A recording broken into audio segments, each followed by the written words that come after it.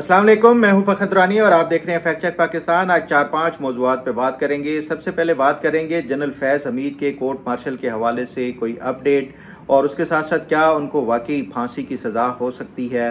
इस हवाले से बात करेंगे। और साथ ही उनके जो वकील से मेरी बात हुई वो क्या कहते हैं ओवरऑल जो केस के हवाले से तफसीलन बात होगी। दूसरे नंबर पे बात करेंगे पीटीआई के सख्त मुखालिफ समझे जाने वाले ओन चौधरी के साथ। पीटीआई के इस टाइम नए मकबूल नज़र आतिफ खान की मुलाकात हुई है। उसमें उस मुलाकात के बाद पीटीआई के अंदरूनी इख्तलाफात एक दूसरे के साथ खैबर पख्तूनख्वा में बढ़ गए हैं। इसकी वजूहात क्या है और साथ साथ ये भी कि आगे ये जो पीटीआई के अंदर धड़ेबंदी है वो क्या शक्ल अख्तियार कर सकती है, तफसीलन बात होगी। तीसरे नंबर पे बात करेंगे जस्टिस याया अफरीदी ने पहली मरतबा अपने फैसले का दिफा किया है और साथ एक अहम बयान दिया है। वो क्या बयान है और क्या फैसले का दिफा किया उन्होंने, तफसीलन बात होगी। चौथे नंबर पे बात करेंगे सिविलियंस का मिलिट्री कोर्ट में ट्रायल के हवाले से। सुप्रीम कोर्ट के आईनी बेंच में समाअत जारी है। फैसला अब तकरीबन ये मुकदमा कंक्लूड होने के करीब है। इसका मुतवक्किल तौर पे फैसला क्या हो सकता है, जो जजेस के अब तक के रिमार्क्स हैं उससे डायरेक्शंस क्या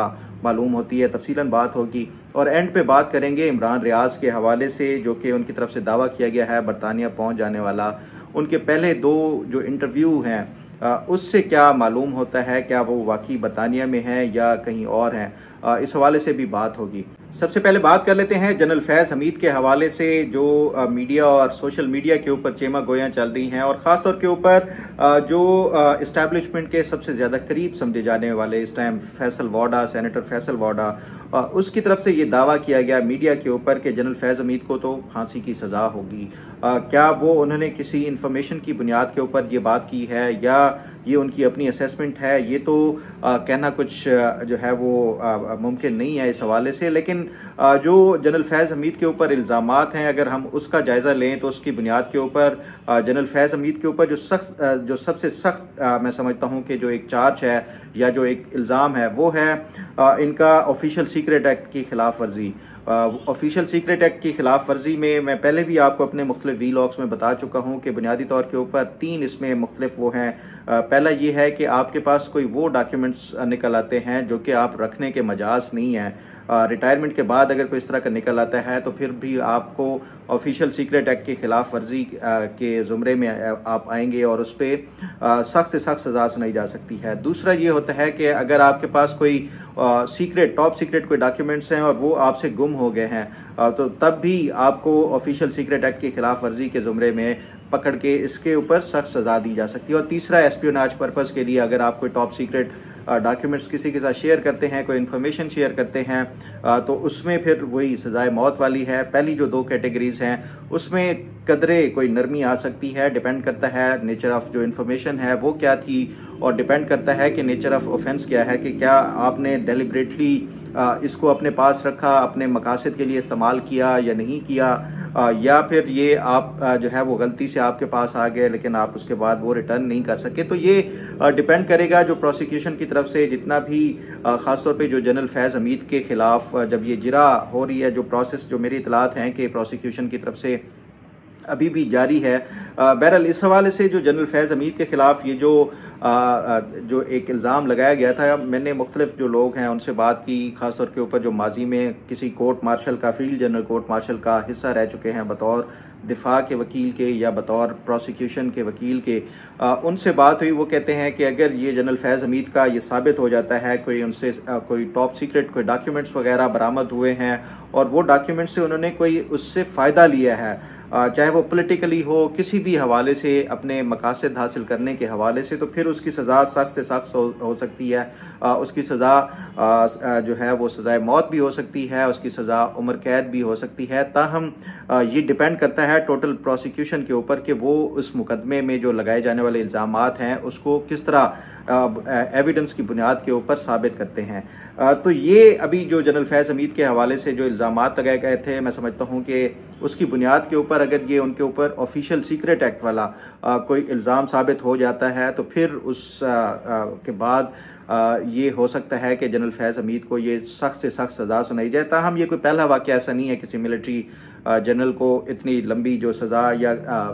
देने के हवाले से। इससे पहले अगर हम देखें तो जनरल जावेद इकबाल के हवाले से या उसके साथ जो ब्रिगेडियर राजा गजनफर थे उनको सज़ाए मौत दी गई थी। जो जनरल जावेद इकबाल थे उनको 14 साल की यानी उम्र कैद की सज़ा सुनाई गई थी, जिसमें से पहले जो 7 साल थे सज़ा वो जो साबका आर्मी चीफ थे जनरल कमर जावेद बाजवा उनके दौर में मेडिकल ग्राउंड्स के ऊपर उनको माफ़ कर दी गई थी। 7 साल जो बाकी रह गए थे तो वो भी जो इनकी शदीद अदालत और उसकी वजह से ये जो मौजूदा आर्मी चीफ हैं इनके दौर में शुरू में ही उनकी सज़ा को ये ख़त्म कर दिया गया था। ताहम जो जनरल वो जो ब्रिगेडियर थे राजा गजनफर उनके अभी तक अपील जो है वो हाई कोर्ट में ज़ेर समाअत है, तो वो उसका भी फैसला नहीं हुआ। तो ये जनरल फैज़ हमीद को अगर कोई मैक्सिमम जो है ये कैपिटल पनिशमेंट मिल भी जाती है तो उसके बावजूद भी उनके पास बहुत ज़्यादा जो अपील के हवाले से प्लेटफॉर्म्स हैं, क्योंकि उसके बाद ये एपरेट ट्रिब्यूनल में ही फौज के ही जो होगा वो उसमें जाएगा मामला, फिर उसके बाद ये आर्मी चीफ के पास जाएगा मर्सी की अपील के लिए, जिस तरह अभी मिलिट्री कोर्ट्स के जो पीटीआई के वर्कर्स के हवाले से जिस तरह उन्होंने मर्सी अपील की थी, या इवन अपील की भी फैसले के हवाले से अगर वहां से भी रिजेक्ट हो जाती है तो फिर हाई कोर्ट और फिर उसके बाद अल्टीमेटली सुप्रीम कोर्ट में ये मामला जाएगा। तो ये इतना कोई आसानी से जनरल फैज़ हमीद के खिलाफ कोई फैसला आ भी जाता है तो उसके ऊपर अमल दरामद होते हुए नजर नहीं आ रहा। लेकिन इस हवाले से आज मैंने फिर कल जो जनरल फैज़ हमीद के वकील थे मियां अली अशफाक उनसे रब्ता किया और उनसे पूछा कि क्या अपडेट है और क्या जो डिफेंस है यानी जनरल फैज़ हमीद के वकील की तरफ से कोई लिस्ट बना ली गई है जो जितने भी विटनेसेस वगैरह उन्होंने गवाहान पेश करने हैं और क्या उसमें कौन कौन से लोग शामिल हैं और क्या उसमें साबिक army chief general Qamar Javed Bajwa को भी शामिल किया गया है या नहीं। तो वो उस पर उन्होंने कहा कि अगर ये इन्फॉर्मेशन मैंने कर भी ली हो, अपनी फाइनलाइज कर भी ली हो, तो फिर भी मैं बताने का जो है एक तो मजाज नहीं हूँ और दूसरा ऑफिशियल सीक्रेट एक्ट की वजह से और जो उन्होंने एक बॉन्ड साइन करके दिया है उसकी बुनियाद के ऊपर वो आपके किसी भी वो कहते हैं कि मैं आपके किसी भी सवाल का जवाब नहीं दे सकता। फिर मैंने उनसे ये भी पूछा कि क्या चलें आप मुझे ये ना बताएं, इतना बता दें कि क्या ये जो फैसला है ये कंक्लूड हो जाएगा इसी महीने तक, तो उस पर भी उन्होंने कहा कि मैं ये किसी सूरत नहीं बता सकता। ताहम अगर आपको याद हो मैंने अपने वीलॉग में जब ये जनरल फैज़ हमीद को जब इनकी वो सुनाई गई थी खासतौर के ऊपर जो इंडाइटमेंट के बाद ISPR की तरफ से प्रेस रिलीज आई थी, उस टाइम भी मैंने आपको बताया था कि ये जो मामला है ये दिसंबर में आया था, तो फरवरी में मैंने कहा था कि ये तकरीबन जाके कंक्लूड होगा क्योंकि उसमें जो प्रोसिक्यूशन विटनेसेस हैं उनकी क्रॉस एग्जामिनेशन होनी है, डॉक्यूमेंट्स की वो तो ऑलरेडी उसकी फॉरेंसिक और बाकायदा वो वेरीफाइड और वो सब कुछ हो चुके हैं, लेकिन उसके बावजूद भी जो डिफेंस है उसकी तरफ से सवालात उठाए जा सकते हैं, तो दोबारा से उसकी क्रॉस वेरिफिकेशन और ये सारा प्रोसेस ये फरवरी में जाके जो मेरी जो कुछ सोर्सेस से उस टाइम बात हुई थी उन्होंने ये कहा था कि ये फरवरी में जाके ये तकरीबन कंक्लूड होगा जो जनरल फैज़ हमीद का ये फील्ड जनरल कोर्ट मार्शल है, और उसके बाद फरवरी में जब ये कंक्लूड होगा तो उसके बाद जो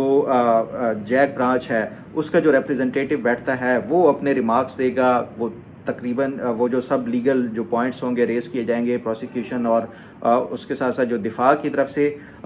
जो जैक ब्रांच का जो रिप्रेजेंटेटिव वो अपने आर्ग्यूमेंट देने के बाद जो पैनल होगा, जो 3 रुकनी जो पैनल है जजेस का मिलिट्री के, वो अपना फैसला मुकम्मल करेगा। फैसला मुकम्मल करने के बाद वो जैक ब्रांच में जाएगा, उसकी वेटिंग होगी, लीगली देखा जाएगा कौन कौन से नुकात कोई अगर कोई इस तरह का कोई लेकुनास कोई लैप्सेस वगैरह ना हो वो फाइनल करेगा जैक ब्रांच से। तो उसके बाद ये फैसला जो है वो कन्वीनिंग अथॉरिटी जिसने खासतौर पे जो ये कॉन्स्टिट्यूट किया है, जो 3 रुकनी बेंच कॉन्स्टिट्यूट किया होगा, वो उसका जो फैसले की अप्रूवल देगा। यानी अगर ये जनरल फैज़ हमीद को कोई सजाए मौत नहीं होती तो फिर उसकी जो कन्वीनिंग अथॉरिटी होगी, अगर इनको उम्र कैद हो जाती है 7 साल होती है या जितनी भी होती है, तो फिर वो कन्वीनिंग अथॉरिटी इसका फैसला देगी। अगर इस पे सजाए मौत का फैसला आता है तो फिर उसमें जो आर्मी चीफ होंगे वो फाइनल उसकी अप्रूवल देंगे। अब देखते हैं कि ये फरवरी तक ये कंक्लूड हो जाता है, यानी क्योंकि हमेशा से होता है कि जो दिफा है उसकी तरफ से ये मामले को लटकाया जाता है, लेकिन मिलिट्री कोर्ट्स में इतना ज़्यादा लंबे अरसे तक ये मामले को लटकाया नहीं जाता। तो अब देखते हैं कि ये इस फरवरी में फैसला कब आता है इस हवाले से और कब कंक्लूड होता है। इस पे जो मजीद पेशरफ्त और अपडेट होगी वो आपके साथ शेयर करता रहूँगा। अब ज़रा बात कर लेते हैं जो PTI के एक मुलाकात के हवाले से जो आतिफ खान اس ٹائم جو سب سے زیادہ ہاٹ فیوریٹ سمجھے جا رہے ہیں علی امین گنڈاپور کی عمران خان اور بشرا بی بی کے ساتھ جو ایک جو کہا جا رہا ہے میڈیا اور اس کے حوالے سے کہ وہ اب دوریاں ہوتی جا رہی ہیں، تو اس کے بعد عاطف خان بڑا قریب ہو گئے ہیں عمران خان کے، اور اسی عاطف خان کی جس کو عمران خان کے بڑا قریب سمجھا جا رہا ہے، اس کی ایک ملاقات ہوئی ہے اون چودھری کے ساتھ، اور اون چودھری آپ کو علم ہے کہ وہ ایک وقت میں عمران خان کے ساتھ سائے کی طرح ہوتے تھے۔ جب یہ بشرا بی بی کے ساتھ ملاقاتوں کا سلسلہ شروع ہوا تھا شادی سے پہلے بھی، تو اون چودھری ہمیشہ ان کے ساتھ ہوتے تھے، عمران خان کے ساتھ ہوتے تھے، اور ہر وقت غالباً وہ رہتے بھی ادھر ہی جہاں پہ عمران خان یہ بنی گالہ میں رہتے تھے، وہیں پہ کہیں رہتے تھے۔ تو اس بنیاد کے اوپر جو اون چودھری ہے وہ عمران خان کے بہت سارے رازوں کے جو ہے وہ رازدان بھی ہیں اور رازوں کے امین بھی ہیں۔ بہرحال یہ جو بشرا بی بی اور عمران خان کا عدت میں نکاح ہوا تھا، اور اس کو خاور مانیکا نے جو چیلنج کیا تھا، جس پہ اون چودھری کی طرف سے جو ایک گواہی دی گئی تھی، اور جس طرح ان کے جو عمران خان کے خلاف جو الزامات لگائے گئے تھے، تو اس کے بعد پی ٹی آئی اور عمران خان اور بشرا بی بی اور ان کی جو پی ٹی آئی کی قیادت ہے، ان کے دلوں میں یہ جو اون چودھری ہے اس کے لیے سخت نفرت، اور اس نفرت کا اظہار بارہا میڈیا پہ بھی ہم نے دیکھا، سوشل میڈیا کے اوپر بھی دیکھا ہم نے۔ تو اس بنیاد کے اوپر جو سب سے زیادہ ناپسندیدہ ترین شخصیت جو ہے وہ ڈکلیئر کر دیے گئے تھے پی ٹی آئی کی طرف سے اون چودھری۔ اب جو عاطف خان کی طرف سے یہ جو ملاقات ہوئی ہے اون چودھری کے ساتھ، گو کہ یہ کہا جا رہا ہے کہ وہ ایک واکنگ ٹریک کے اوپر یہاں پہ اسلام آباد کلب میں واک کرتے ہوئے ایک دوسرے کے ساتھ سلام دعا ہو گئی، تو اس کے بعد انہوں نے ایک دوسرے کے ساتھ 2-4 منٹ کھڑے ہو کے بات چیت کر لی، کسی نے چھپ کے یہ بنا لی، تصویر بنا لی۔ تو اس پہ پی ٹی آئی کے اندر جو اندرونی حلقے ہیں خاص طور کے اوپر، ان میں کافی بے چینی اور عاطف خان کو کافی برا بھلا کہا گیا، خاص طور پہ جو پی ٹی آئی کی لیڈرشپ ہے خیبر پختونخوا کی۔ اب یہ آبویس تھا کیونکہ یہاں پہ جو پی ٹی آئی کے اندر جو گروپ بندی ہے وہ ایک دوسرے کی نہ صرف یہ کہ جڑیں کاٹتے رہتے ہیں، بلکہ ایک دوسرے کے خلاف شکایتیں تک عمران خان کو لگاتے ہیں، اور یہ پہلی مرتبہ نہیں ہے۔ علی امین گنڈاپور کا جو راستے سے جو علی امین گنڈاپور کو ہٹانے کے حوالے سے تھا، وہ بھی اسی طرح کا ہی ایک شاخسانہ تھا۔ علی امین گنڈاپور کے خلاف یہ اس طرح کی شکایتیں کہ یہ اسٹیبلشمنٹ کے ساتھ ملے ہوئے ہیں، یہ جو ہے وہ ڈبل گیم کر رہے ہیں، تو ان کو ہٹایا گیا۔ اب عاطف خان آیا تو وہ پھر آبویسلی علی امین گنڈاپور گروپ جو ہوگا وہ عمران خان کو بھڑکائے گا کہ یہ تو آپ کے دشمنوں کے ساتھ ملا ہوا ہے۔ حالانکہ اگر حقیقت دیکھی جائے تو یہ جو سیاستدان ہوتے ہیں، آپ چاہے وہ پارلیمنٹ میں چلے جائیں، پارلیمانی جو کیفیٹیریاز ہیں وہاں پہ چلے جائیں، یہ تمام جو ٹی وی پہ آپ کو لڑتے ہوئے نظر آئیں گے، جو اسمبلی کے فلور پہ جہاں پہ میڈیا کی کوریج ہو رہی ہوتی ہے اس پہ آپ کو لڑتے ہوئے نظر آئیں گے، لیکن جو اپنی جو پرائیویٹ لائفز ہوتی ہیں وہ اس میں یہ ایک دوسرے کے ساتھ خوش گپیاں بھی کرتے ہیں، یہ ملاقاتیں بھی کرتے ہیں، ساتھ بیٹھ کے کھانے بھی کھاتے ہیں۔ ایون کوہسار مارکیٹ میں جائیں آپ، جو آپ کو ایک دوسرے کے جانی دشمن نظر آتے ہوں گے، وہ وہاں پہ بیٹھ کے اکٹھے کافیز پی رہے ہوں گے۔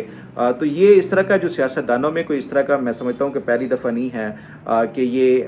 جو ملاقاتیں ہیں یا اس طرح کا جو راستے میں ایک دوسرے کے ساتھ سلام دعا اگر لے لیتے ہیں، یہ عمران خان کی طرف سے یا جو پی ٹی آئی کے جو ورکرز ہیں، جو ڈائی ہارڈ فالوورز ہیں، اگر وہ اس طرح کا ایکسپیکٹ کرتے ہیں تو میرا خیال ہے کہ یہ انجسٹیفائڈ ہے ان کی طرف سے۔ ہر ایک کی اپنی پرسنل لائف بھی ہوتی ہے، اور اگر کسی کے ساتھ ملاقات یا سلام دعا ہو جاتی ہے تو یہ کوئی اتنی بری بات نہیں ہے۔ بہرحال اس پہ جو مزید اپڈیٹ ہوگی وہ آپ کے ساتھ شیئر کرتا رہوں گا۔ اب ذرا بات کر لیتے ہیں جسٹس یایا آفریدی،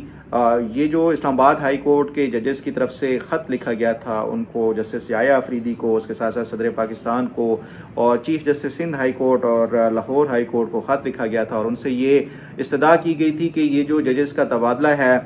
یہ آئین کے ساتھ فراڈ ہوگا۔ پھر یہ جو ہے کہا گیا کہ یہاں پہ جو ججز کو لایا جا رہا ہے اس میں سے متوقع طور کے اوپر جو جسٹس جو ڈوگر ہیں ان کو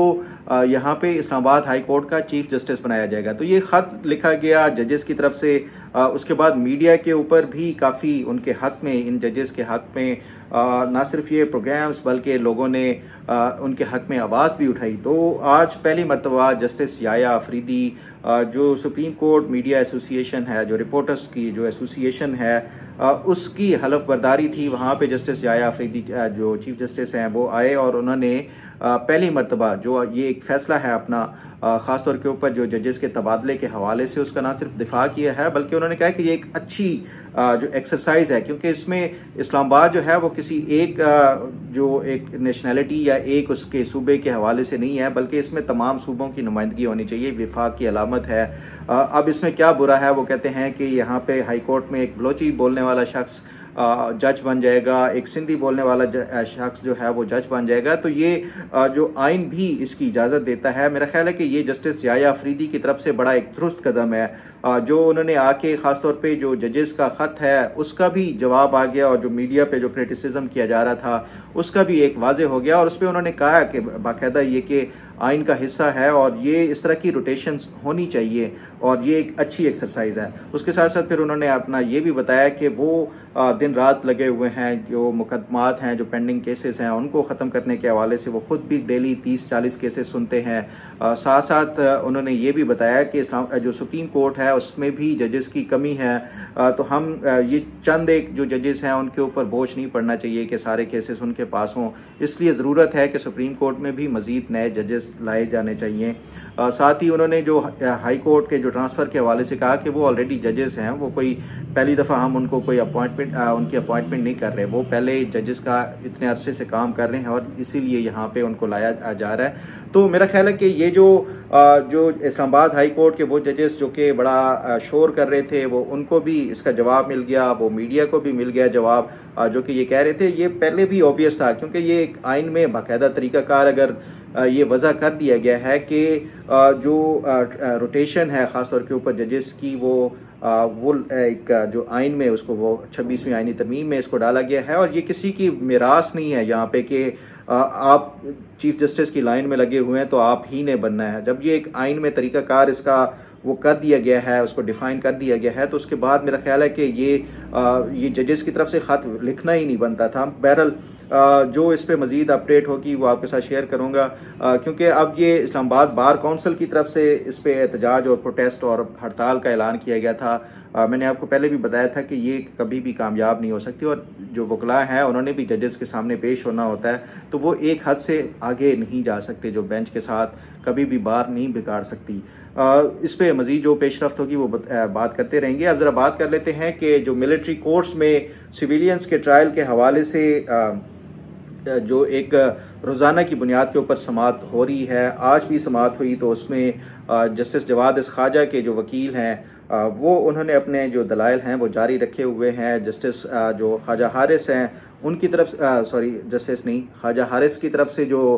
دلائل ہیں وہ کنکلوڈ ہو چکے ہیں، جو باقی صوبوں کے جو ایڈوکیٹ جنرلز اور ان کی طرف سے وہ کیا گیا تھا، درخواستیں وہ کی گئی تھی، انہوں نے خواجہ حارث کے ہی دلائل کو اپنایا ہے، تو یہ بظاہر یہ لگ رہا ہے کہ یہ تقریباً اب معاملہ کنکلوڈ ہونے والا ہے۔ آج بھی 11 بجے تک جب یہ سماعت میں مختصر وقفہ ہوا تو اس میں جو ججز کی طرف سے سوالات اٹھائے گئے، ایک جسٹس مندو خیل کی طرف سے سوال اٹھایا گیا کہ اگر خدا نخواستہ پارلیمنٹ سپریم کورٹ اور جی ایچ کیو کے اوپر حملہ ہوتا ہے کسی ایک پہ، تو کیا یہ جو ان کا ٹرائل ہوگا، جو حملہ آور ہوں گے ان کا ٹرائل ملٹری کورٹس میں ہوگا یا سویلین کورٹس یعنی انسداد دہشت گردی میں ہوگا؟ تو اس حوالے سے پھر جو جسٹس جو جواد خواجہ ہیں ان کے وکیل کی طرف سے خاص طور کے اوپر کہ انہوں نے یہ استدعا کی کہ خدارہ جو یہ مارشل لا، جو کورٹ مارشل کا راستہ نہ کھولیں سویلینز کے لیے، آپ جو خاص طور کے اوپر اگر یہ سویلینز کا ٹرائل وہ ہوتا تو پھر 21ویں ترمیم کی ضرورت نہ پڑتی۔ بہرحال اس حوالے سے جو ہے یہ بظاہر جو ججز کی طرف سے جو ریمارکس دیے جا رہے ہیں، اور اس کے ساتھ ساتھ جو ججز کی طرف سے جتنے بھی اب تک جو کاروائی ہو چکی ہے اس کی بنیاد کے اوپر مجھے یہی لگتا ہے کہ وہ جو آلریڈی پی ٹی آئی کے ورکرز کا جو ٹرائل ہے ملٹری کورٹس میں اس کو غیر قانونی ڈکلیئر نہیں کریں گے، تاہم یہ ہو سکتا ہے کہ وہ کچھ پرنسپل سیٹ کر دیں گے، کچھ گائیڈ لائن سیٹ کر دیں گے کہ ان صورتحال میں اگر کوئی حملہ ہوتا ہے، کوئی دہشت گردی کا واقعہ ہوتا ہے یا کوئی پھر اس طرح احتجاج یا اس کی صورت میں ہوتا ہے، تو اس صورتحال میں کس صورت میں جو ہے وہ ملٹری کورٹس میں ٹرائل سویلینز کا ہو سکتا ہے۔ تو یہ ایک میرا خیال ہے کہ یہ آگے آنے کے لیے اور ہمیشہ کے لیے یہ کچھ پرنسپلز یا گائیڈ لائن سیٹ ہو جائیں گی